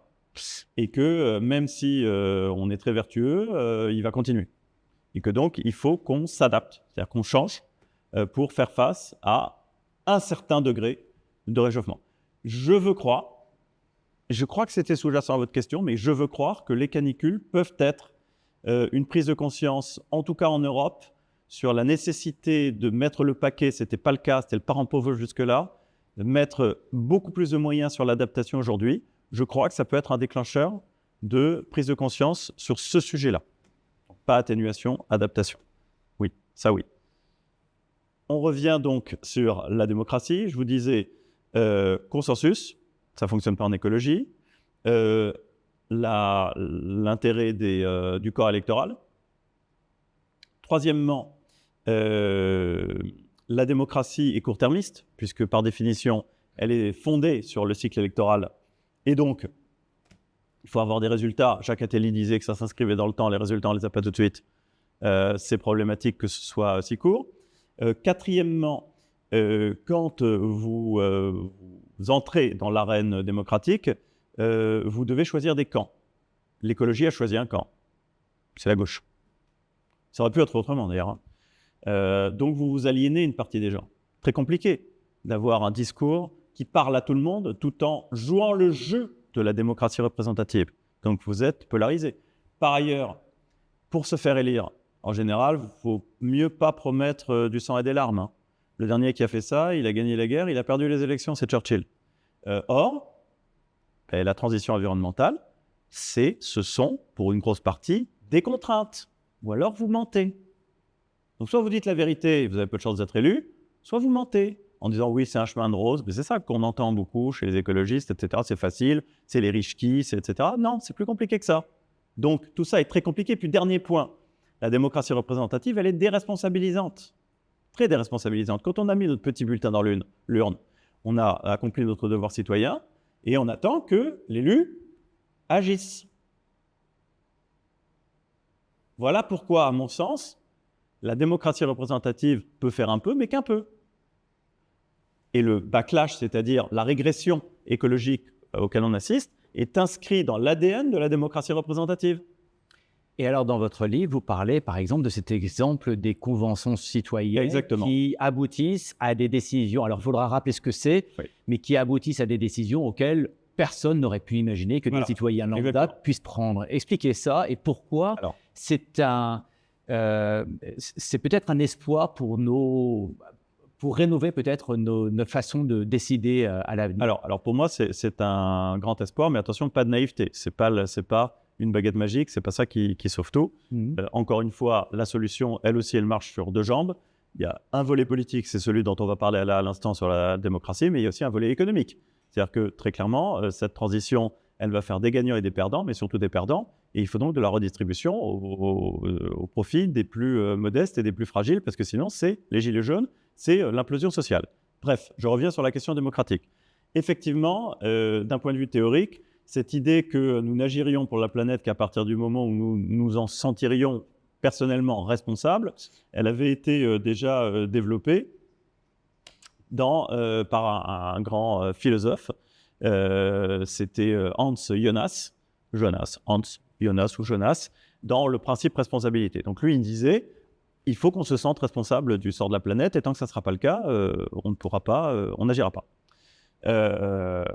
En pratique, la Convention citoyenne pour le climat, qui a été réunie à la suite de l'affaire des Gilets jaunes, a vu des citoyens tirés au sort, qui n'avaient pas un tropisme environnemental particulier, accoucher du plan de transition écologique le plus ambitieux qui ait jamais été proposé dans notre pays. J'aurais pas misé 3 copecs dessus. Mais quand on y réfléchit, Jonas avait raison. Et on comprend ce qui se passe. Et en fait, la même personne n'agit pas de la même manière en fonction des institutions dans lesquelles il se trouve. C'est-à-dire que la même personne, dans un système de représentation, peut être un gilet jaune, ou dans une convention citoyenne, peut être un écologiste fervent. Moi, je le vois dans ma pratique professionnelle au Sénat.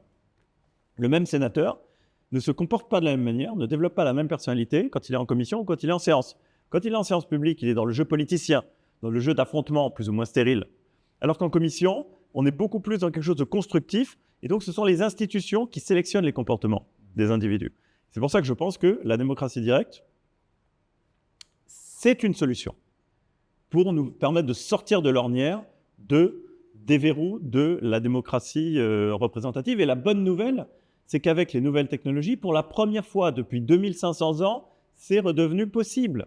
On ne pouvait pas réunir tous les Français place de la Concorde en 1789 pour leur demander de légiférer. Mais aujourd'hui, avec les moyens qu'on a, on peut faire des conventions citoyennes en tirant les gens en sort, quitte ensuite à mettre leurs plans, à les soumettre à consultation à l'ensemble du peuple, par exemple, sous forme de référendum à choix multiples. C'est des choses qu'on n'a jamais faites. Il faut être un peu créatif. L'impression qu'on en prend le chemin. Et pourquoi des politiques auraient-ils intérêt à réduire leur pouvoir? Alors, c'est très simple. C'est une très bonne question et c'est très simple. Les politiques que je fréquente et que je côtoie, que je connais bien, en ont marre de l'écologie. Tout simplement parce que l'écologie, c'est leur pouvoir, leur impose de prendre des décisions impopulaires. C'est le scotch du capitaine Haddock.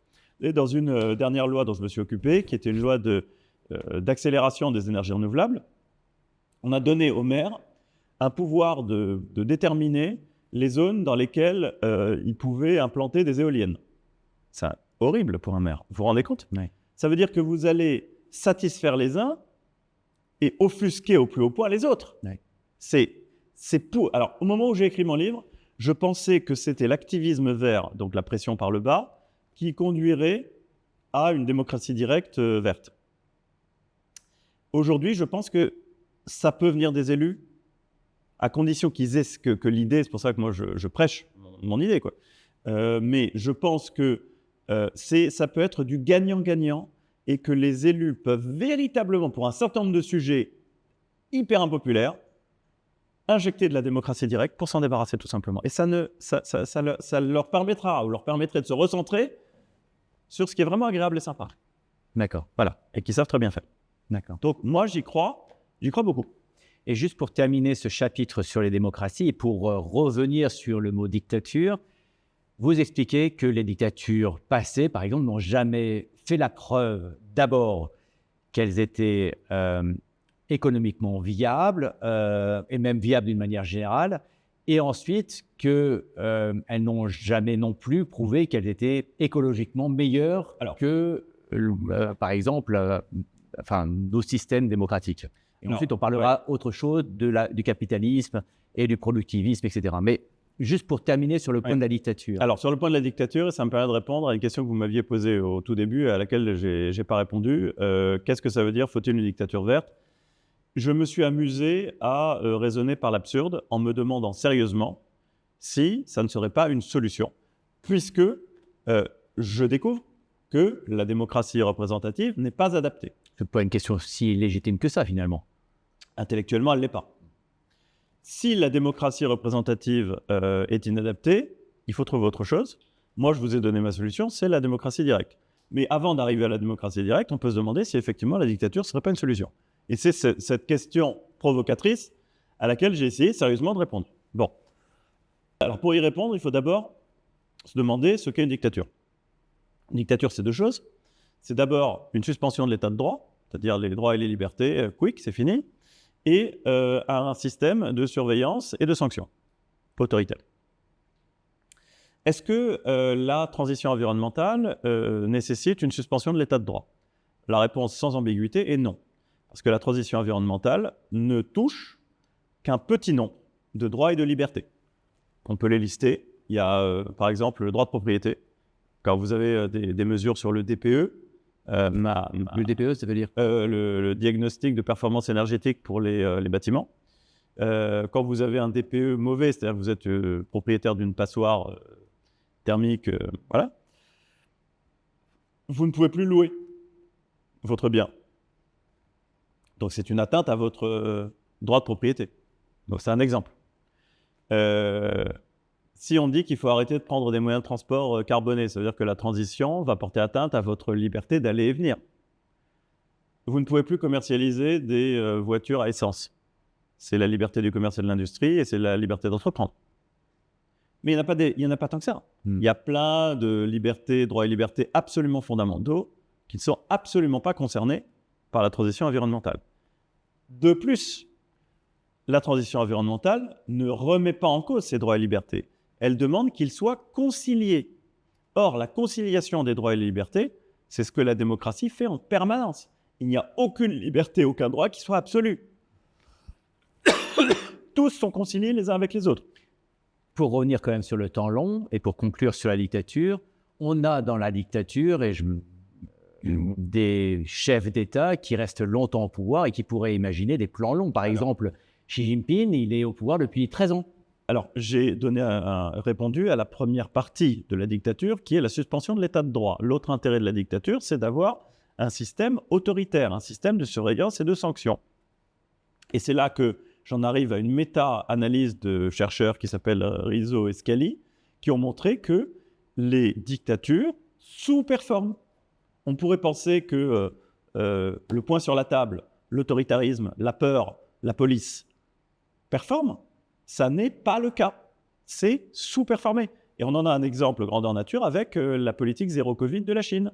Au début du confinement, je ne sais pas si vous vous en souvenez, en 2020, on avait une petite musique qui montait en disant « La Chine, c'est une dictature, c'est horrible, mais bon, ils s'en sortent sacrément bien. Hein. » Ben, le résultat, après de toute la période, c'est que les démocraties s'en sont bien mieux tirées en termes de bilan sanitaire. Vous voyez ? Donc, il n'y a aucune raison fondamentale, même pour sauver la planète, de basculer dans la dictature. Alors, vous me parlez du temps long.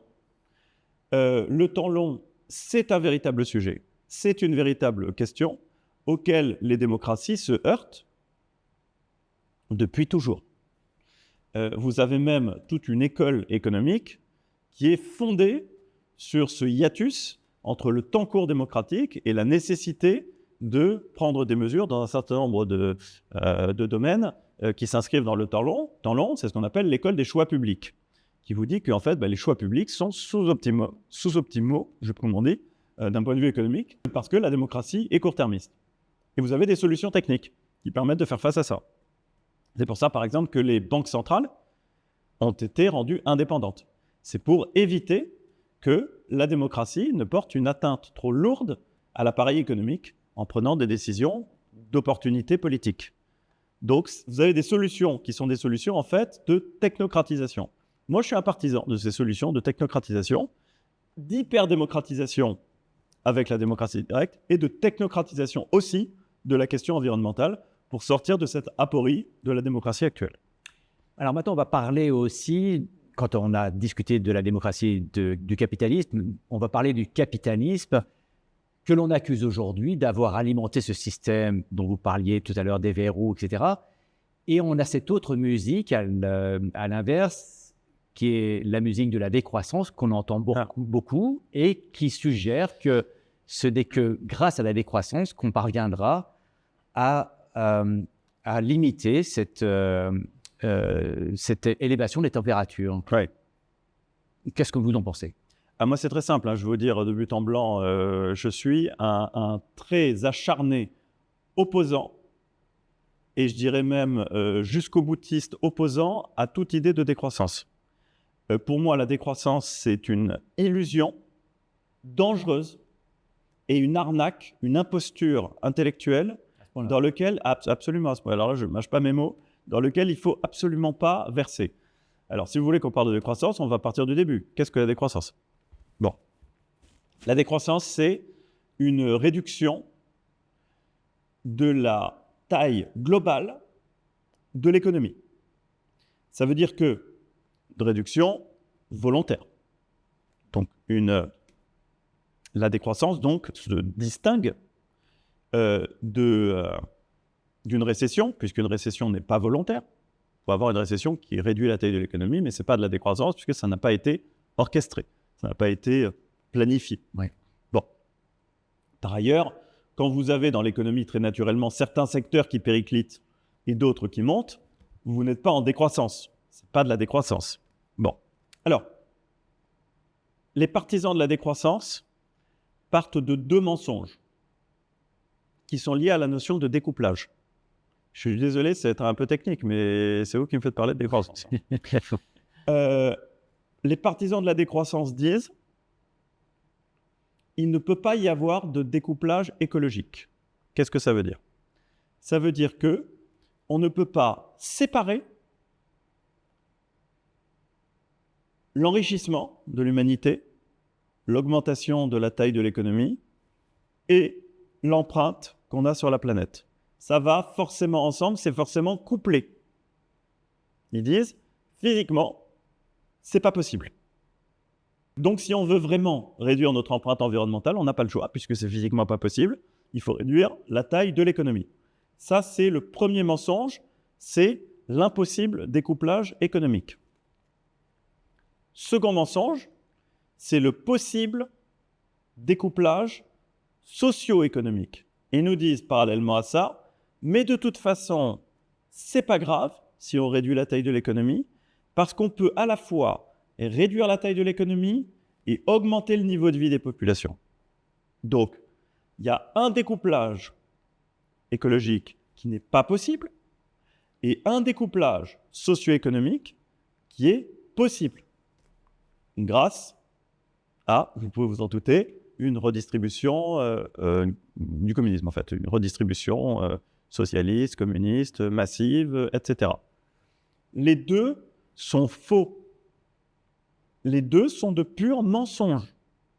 Le découplage géophysique, le découplage écologiste, on le connaît depuis des décennies.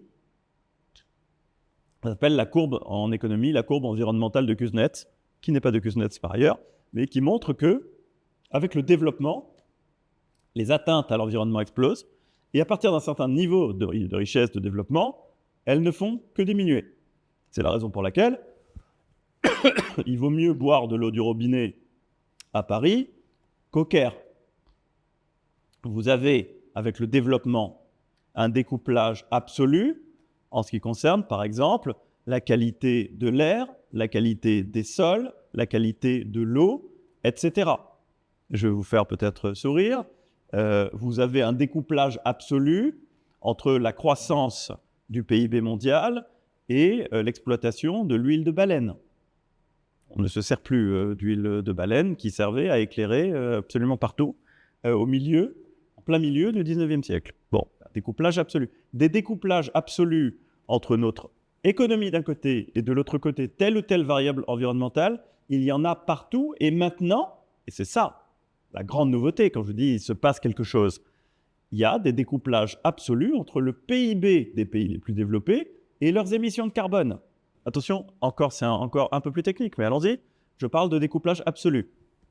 Il y a un découplage relatif quand le PIB augmente et, par exemple, les émissions de carbone augmentent, mais moins vite, mais elles continuent d'augmenter. Non, moi je parle de découplage absolu. C'est-à-dire que le PIB augmente et les émissions de carbone diminuent. Et quand je vous parle de découplage absolu, encore une fois, je prends toutes les précautions oratoires, je connais trop ce business, voilà, on n'est pas encore dans les clous, c'est pas assez, il faut augmenter, il faut que ce soit généralisé, etc., etc. Mais quand on me dit ça n'existe pas, ça n'est pas possible, c'est pas vrai, ça existe.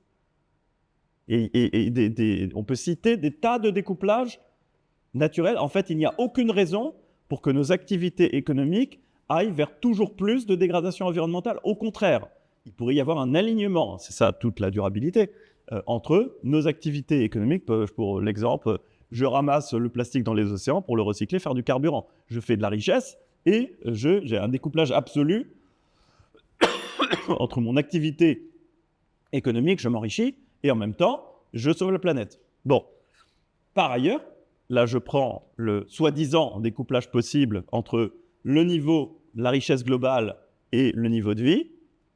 Ça, c'est un mensonge absolu, parce que dire ça, c'est mentir sur ce qu'on appelle la croissance économique. La croissance économique, contrairement à ce que veulent essayer de nous faire croire, parfois avec beaucoup de malhonnêteté, les décroissancistes, la croissance économique, ça n'est pas un peu plus de gâteau chaque année. C'est la raison pour laquelle tout le gâteau est produit chaque année. La croissance économique, c'est la potentialité d'un profit global. Et c'est cette potentialité, qu'elle se réalise ou non, qui fait qu'il y a des entrepreneurs, de l'innovation, de l'investissement, de l'épargne, des prêts bancaires, bref, tout ce qui fait l'économie. Donc prôner la décroissance, en réalité, c'est prôner un effondrement des sociétés humaines, qui serait absolument pas une bonne nouvelle pour la nature par ailleurs. Parce que vous parlez de nouveaux risques, par exemple, avec les centrales nucléaires. La pauvreté fait très mauvais ménage avec la nature parce que les gens, ils ne se laissent pas crever la bouche ouverte. Et donc, quand ils n'ont plus rien, ils se précipitent sur les ressources disponibles, à savoir les ressources naturelles. Vous avez un tiers de la déforestation tropicale qui est directement liée à l'extrême pauvreté. Il n'y a pas de meilleur programme environnemental, de même qu'il n'y a pas de meilleur programme social que l'enrichissement et le développement. Donc la décroissance, c'est exactement le chemin inverse de ce qu'il faudrait parcourir. En même temps, le programme des décroissances, ou pas le programme, mais disons l'argumentation des décroissances, c'est de dire comment peut-on continuer de produire à l'infini sur une terre dont les ressources sont finies. Ouais, alors ça, je vais revenir là-dessus, c'est complètement absurde. Par ailleurs, il y a un argument des décroissants qui est de dire non, mais en fait, il faut dire que les pays développés, ils sont déjà riches, donc ils arrêtent de se développer. Eux, ils entrent en décroissance et les autres, ils ont le droit de se développer. C'est-à-dire ne absolument rien comprendre à l'économie mondiale, puisqu'en fait, c'est justement la croissance des pays riches et des pays développés qui permet le développement des pays pauvres. Quand l'Occident, vieille notion, hein, tous, c'est le Sud global qui s'enrhume. Si du jour au lendemain, nous, on part un coup de baguette magique, par ailleurs, tout ça est complètement utopique. Hein. Plus personne, absolument personne n'en veut. Si vous tapez dans un moteur de recherche, dans Google, d'un côté, comment décroître et de l'autre, comment s'enrichir, je peux vous garantir qu'il y a une des recherches qui est un petit peu plus faite à l'échelle mondiale que l'autre. Hein. Bon, donc, penser que l'économie est un jeu à somme nulle et que les uns peuvent décider de s'appauvrir sans que ça ait d'impact sur les autres et que les autres vont pouvoir se développer tranquillement sans bénéficier de notre demande à nous, enfin, c'est globalement, c'est absolument n'importe quoi. N'importe quoi. Maintenant, vous posez une autre question qui est celle des ressources. Alors, cette question des ressources, je la traite surtout dans l'effondrement du monde n'aura probablement pas lieu. L'idée, qui est un slogan, hein, je dirais presque une punchline, il n'y a pas de croissance infinie dans un monde aux ressources finies. Ça, c'est une fable écologiste. C'est une fable écologiste. Parce qu'à notre échelle, les ressources sont infinies. Alors, je vais m'expliquer parce que c'est tellement lourd et impliquant de dire ça que je suis obligé de développer. Il y a un économiste extrêmement connu qui a travaillé toute sa vie là-dessus, qui s'appelle Julian Simon, et dont on a tiré un indice, en fait. C'est le Julian Simon Resource Index, qui montre que depuis 200 ans, toutes les ressources de la planète sont plus abondantes que jamais et moins chères que jamais. C'est bizarre. On entend quelque chose d'inverse aujourd'hui, non ? On dit n'importe quoi, oui, à longueur de temps. Voilà, on entend, il ne peut pas y avoir de dans un monde de. Alors, comment ça se fait ? Je vais vous donner un autre exemple pour encore plus illustrer, enfoncer le clou. En 1900, on n'avait que 50 ans devant nous de réserves de cuivre exploitables. En 2020, il ne nous en reste plus que 46. Oui. Il y a 120 ans qui se sont passés entre les deux, on a perdu 6 ans d'exploitation de cuivre exploitable. Et on n'en a jamais autant exploité. Hein. Qu'est-ce qui se passe ? C'est magique ? Ça n'a rien de magique. Il y a une dynamique d'abondance qui est liée à la logique des prix et du marché, qui est liée d'abord à l'abondance en matériaux. Si vous prenez par exemple les minéraux, il faut faire une distinction entre la ressource et la réserve. La ressource, c'est la quantité totale qu'il y a d'un tel matériau sur Terre. Pour tous les matériaux, ce sont des quantités infinies, à notre échelle. En revanche, la réserve, c'est-à-dire ce que nous pouvons exploiter, est bien inférieure. Mais cette réserve, elle ne cesse de croître. Pourquoi ? Quand vous avez un prix de la ressource qui est élevé, évidemment, c'est une incitation pour le producteur à développer de nouvelles technologies, à chercher de nouveaux filons. Et si le prix reste bas, c'est une incitation pour le consommateur à trouver des substituts ou à recycler. Et c'est cette dynamique qui est infinie qui fait que on a toujours autant de cuivre exploitable 120 ans après 1900. Et ça, il n'y a absolument aucune raison que ça change. Alors, on a passé dans les solutions, le système démocratique dans lequel vous préconisez plus de démocratie directe. Vous allez ensuite, dans votre livre, discuter de plusieurs autres aspects intéressants. L'un de ceux-là consiste à imaginer un compte carbone. On va revenir là-dessus. Mais avant d'aller là-dessus, j'aimerais aussi qu'on discute des aspects technologie qui peut-être une des choses qui pourrait nous aider à trouver des solutions. Et pour transitionner justement sur ce sujet-là, on va regarder une vidéo ensemble du Dr Fred Jordan qui se trouve en Suisse. Alors bien sûr, ça vient avec. C'est un peu quand on est passé pour s'éclairer en fait. Il n'y a même pas 20 ans, on avait des lampes à filament qui consommaient énormément. C'était un problème. Aujourd'hui, on a des lampes LED, c'est plus un problème. Là où il y avait un problème, il n'y en a plus maintenant. Donc au niveau environnemental, c'est la même chose. Si on divise la consommation par 100 ou 1000, en fait, on fait disparaître le problème environnemental. Il est génial.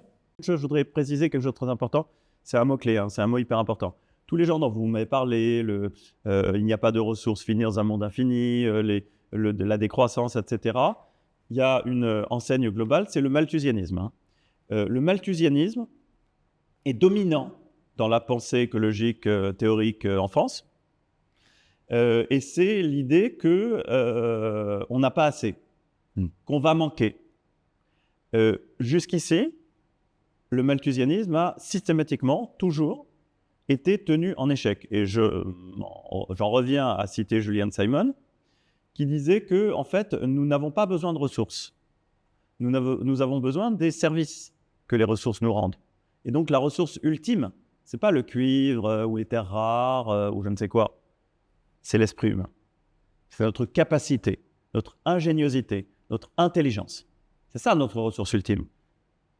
Qui fera que même si notre accès à tel ou tel matériau venait à manquer, de toute façon, on trouverait des solutions. Alors, en ce qui concerne la technologie, ça me permet de poser un cadre. Moi, je suis très techno-phile et techno-enthousiaste, mais je ne pense pas être techno-solutionniste. Alors, je vais m'expliquer.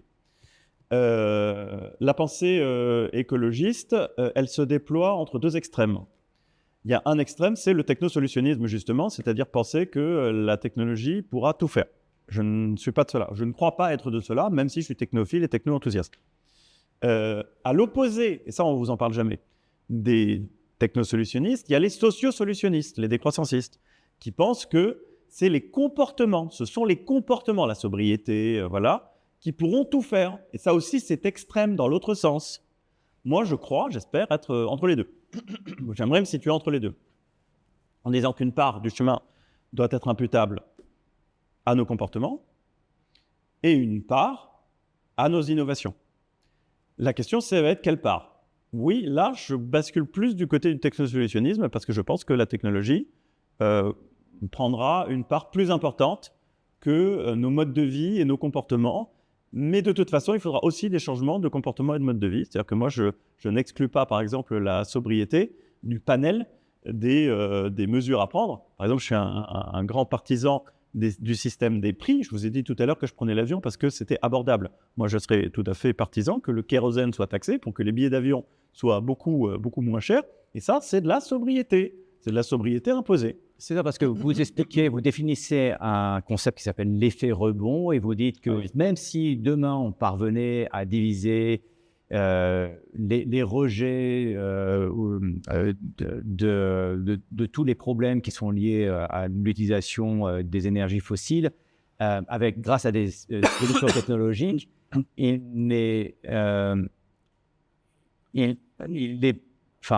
on peut imaginer que beaucoup de personnes viendraient à consommer davantage. Alors, effectivement.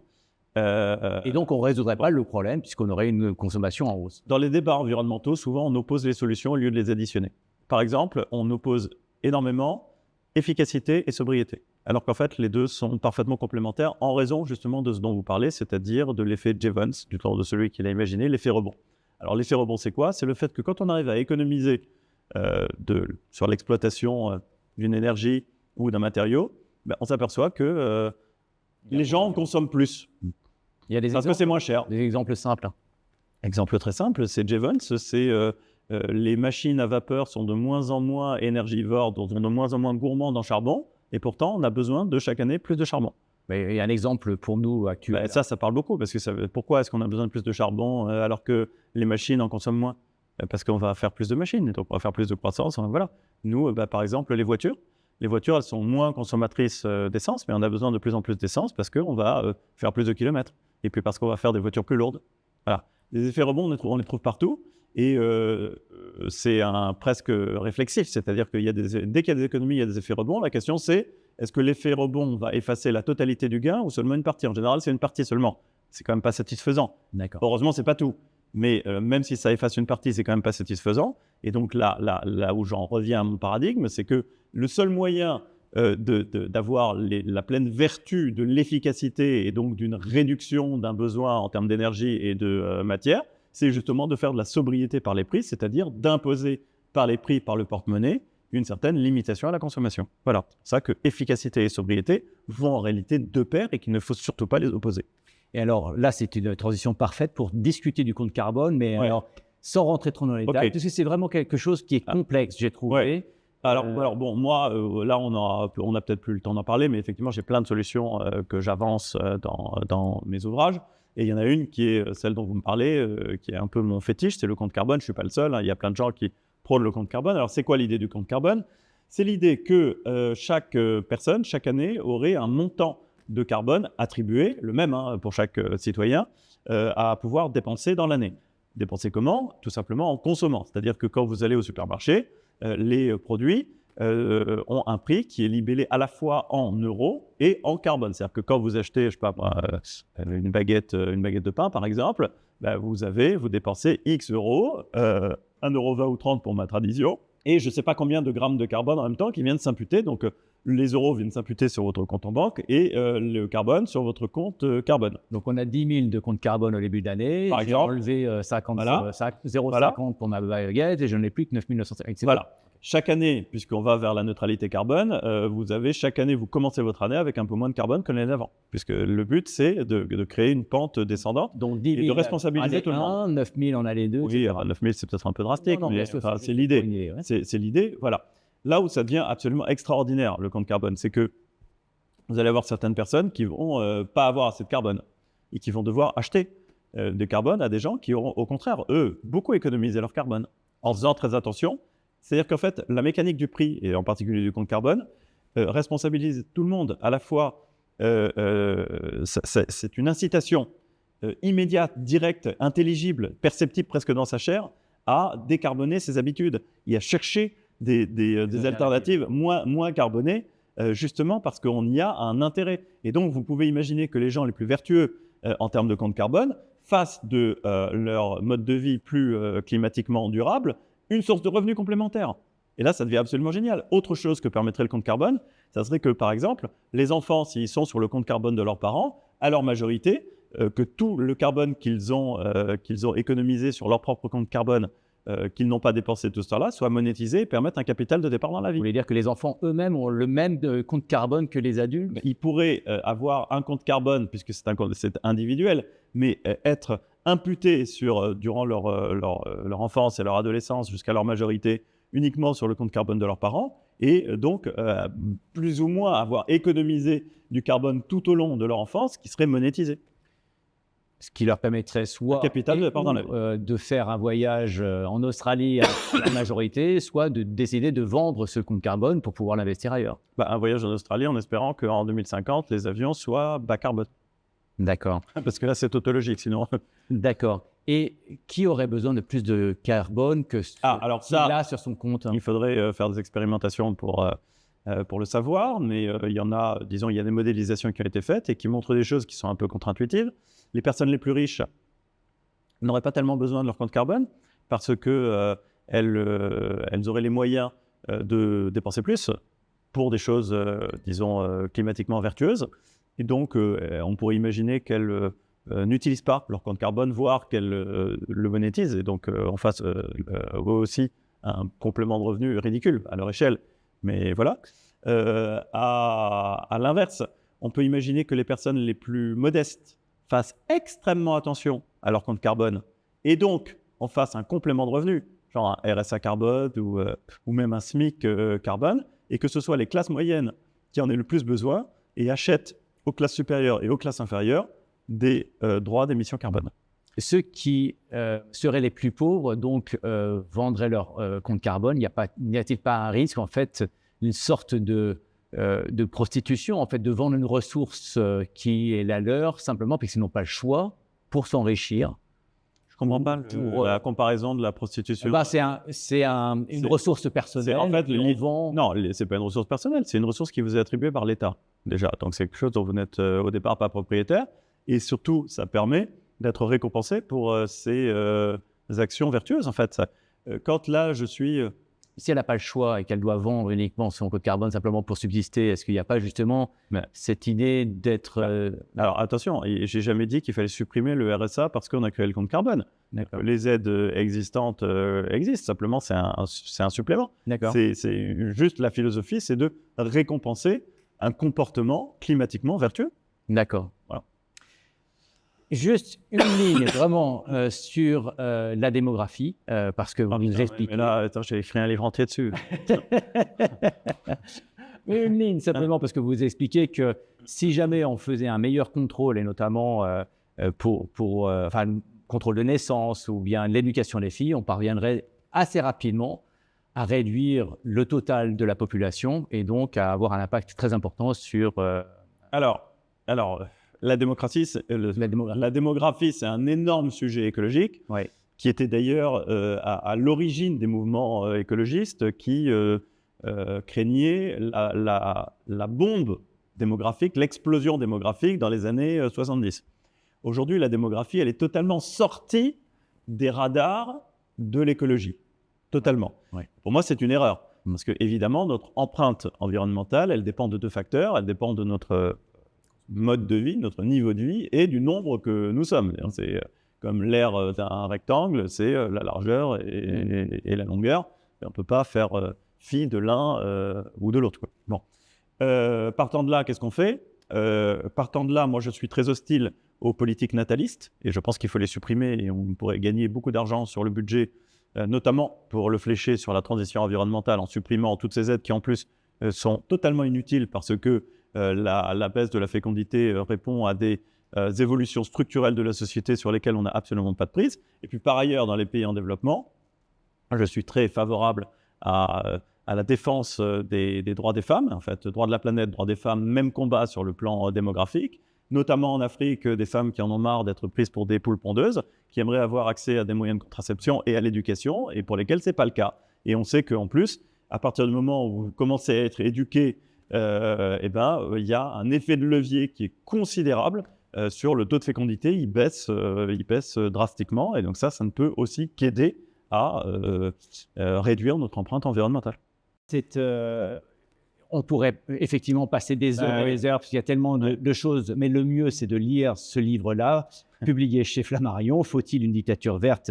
par Antoine Buenot. C'est passionnant. On peut le lire en 5 jours comme je l'ai fait, mais je pense qu'on peut le lire aussi plusieurs fois et en plusieurs semaines. Il y a tellement, et d'ailleurs c'est très bien argumenté, il y a énormément de notes de page qui expliquent d'où viennent les chiffres. C'est très, très bien sourcé. De nouveau, merci beaucoup de m'avoir consacré ce temps. Et puis, merci pour votre invitation. Puis j'aurai beaucoup de plaisir à vous retrouver pour un prochain livre que vous êtes en train d'écrire. Absolument, non, je ne l'ai pas écrit, il est terminé, il sort là très bientôt. Ah, très bien. Voilà, aux éditions Talendier, sur tout autre sujet. Très bien, je me réjouis peut-être de vous revoir. Merci. Merci beaucoup Antoine. Bientôt.